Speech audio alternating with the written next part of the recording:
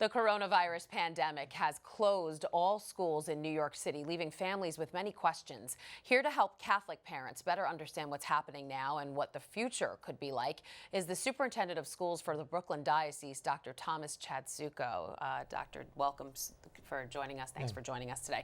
The decision to close the diocesan schools was actually made even before the decision to close the city's public schools.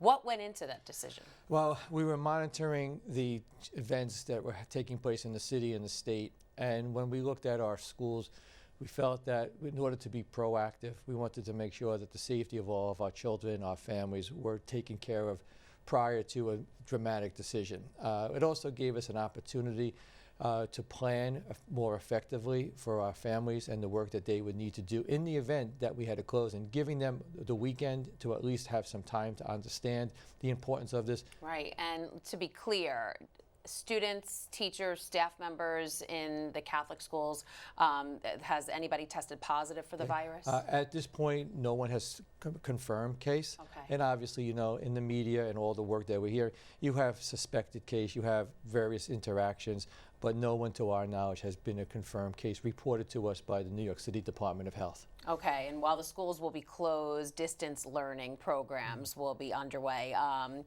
How will that work? How will it involve all the grade levels? What's happening? We actually yesterday, Monday, we had all of our principals bring in all of their teachers to work in preparation for the distance learning. And it was really great. We hit the road running this morning. You'll see various postings, various Facebook postings. There's a couple glitches. We have, you know, most of our schools use Google Classroom.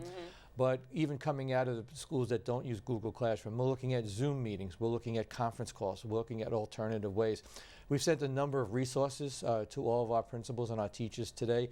Also, we're posted on our Facebook page as well as our diocesan website a number of links that parents can use to work with their children. All right. Any idea how long this will go on for? How long the schools will be closed? That's the great unknown, Christine. I think what we're trying to do is plan through April 20th. Right. I think every day when we meet, we discuss different options. We spent a lot of time on the educational perspective the past week. So when you asked the question, you know, the lead time, why did we plan to close this week eventually? That was to really plan for the educational piece. Right. But now we need to begin to look at if it's long term. And what if it goes on longer? What are the plans for, you know, graduations, proms, even regents exams and those kind of things? I think as we look beyond April 20th, I think as we look at, as we've done everything to today, even today with the governor's executive order, we really need to follow what the city and state is saying. We talk every day with the city at 2 o'clock, and that's the New York City Department of Ed, the New York City Department of Health, those resources that are made available to us. So it's a question that we're thinking about. Hopefully we don't have to do that, because looking at our 8th graders, they're looking towards graduation. They're looking towards their graduation dance, their trips, you know, to a ranch or something, and that's part of a legacy that they have. So there's a lot of emotional piece, as we were talking before. Yeah, it's really sad. And you mentioned tuition before. Is there any consideration being given to maybe a reimbursement for the families that have paid? We've begun dialogue with regard to the tuition. We're looking at resources. We're looking at, are there foundations?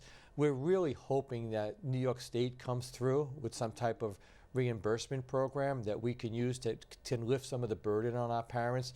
Right. Well, the city hopefully would also come through. So more to come on that. I'd love to come back and talk with you.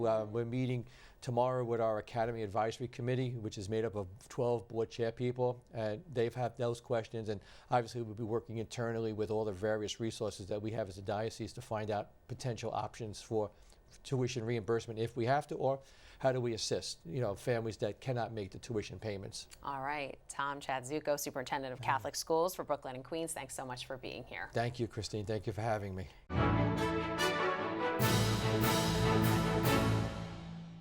If you're watching Currents News on YouTube, be sure to hit the subscribe button and then click on the bell to get instant updates about all of our newest content, because we are putting your faith in the news.